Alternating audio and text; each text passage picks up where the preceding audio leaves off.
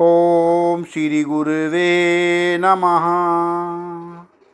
ओम शांति शांति शांति। प्रणाम भगवान। भगवान योग वासिष्ठ महारामायण से निर्वाण प्रकरण उत्तरार्ध और सर्ग नंबर 129 से सत्संग लेते हैं भगवान, जिसमें शीर्षक है दो विपिश्चितों के वृत्तांत का वर्णन तथा मृग रूप में श्री रामचंद्र जी को प्राप्त हुए एक विपिश्चित का राज्यसभा में लाया जाना।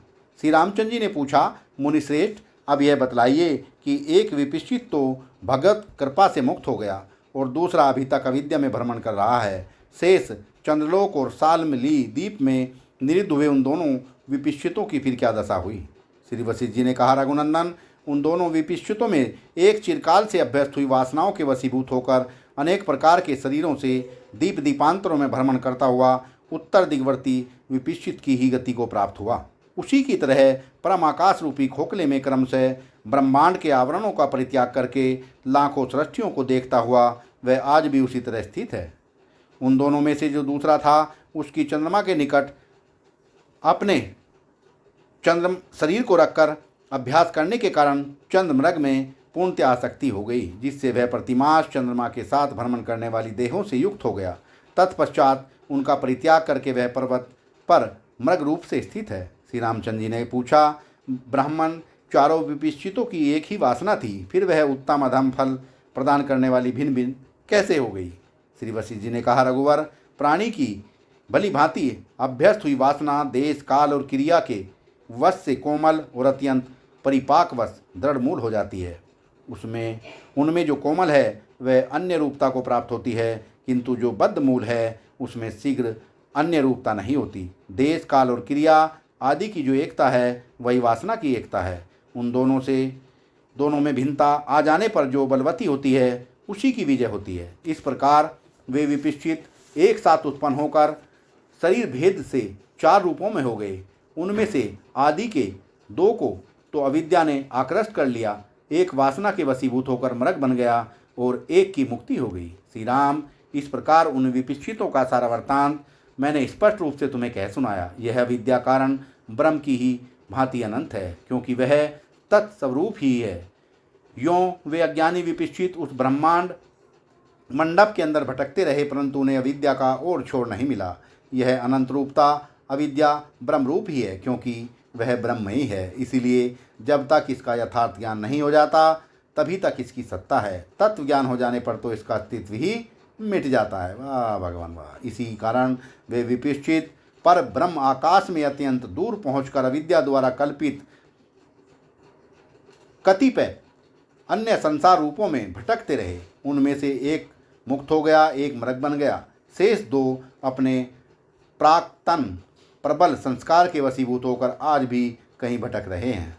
श्री रामचंद्र जी ने पूछा, मुनिवर, यह तो आपने हमारे लिए महान आश्चर्यजनक वृत्तांत सुनाया है। मेरे ऊपर आपकी विशेष अनुकंपा है। अच्छा, अब यह बतलाने की कृपा कीजिए कि वे विपिश्चित जिन लोकों में उत्पन्न हुए थे वे यहाँ से कितनी दूर हैं और वे कितनी दूरी पर कैसे लोकों में भ्रमण कर रहे हैं। श्री वशिष्ठ जी ने कहा, श्री राम, वे दोनों विपिश्चित जिन लोकों में स्थित हैं वे लोग प्रयत्नपूर्वक विचार करने पर भी मेरी बुद्धि के विषय नहीं हुए।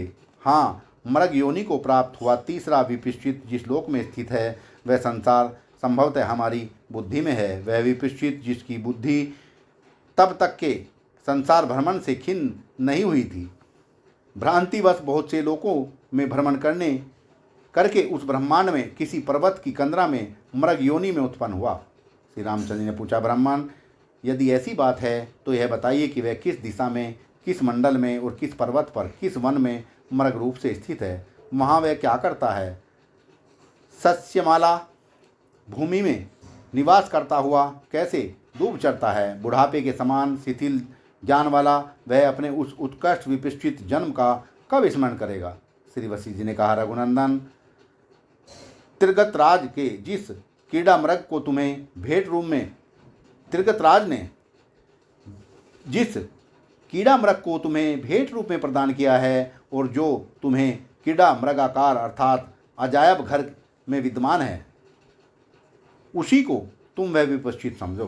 तब रघुनाथ जी की आज्ञा से बालकों द्वारा लाया गया वह मनोहर मृग उस विशाल राजसभा में प्रविष्ट हुआ। फिर तो सभी सभासद टकी लगाकर उसकी ओर देखने लगे। वह शरीर से तगड़ा था और उसका चेहरा भी प्रसन्न था। वह अपने शरीर की चित्तियों से तारा रूपी बिंदुओं से युक्त आकाश की विडंबना कर रहा था। नील कमल रूपी नेत्रों की बारंबार गिराने से सुंदरी नायिका के चंचल कटाक्षों का तिरस्कार कर रहा था। उसके दर्शन के लिए लायलित हुए सभा का अनादर करने वाले अपने मनोभिराम चकित कटाक्षों से खंभों में जड़ी हुई मरकत मणि की नीली कांति को तृण समझकर उसे खाने की इच्छा से वह चंचलतापूर्वक इधर उधर दौड़ लगा रहा था।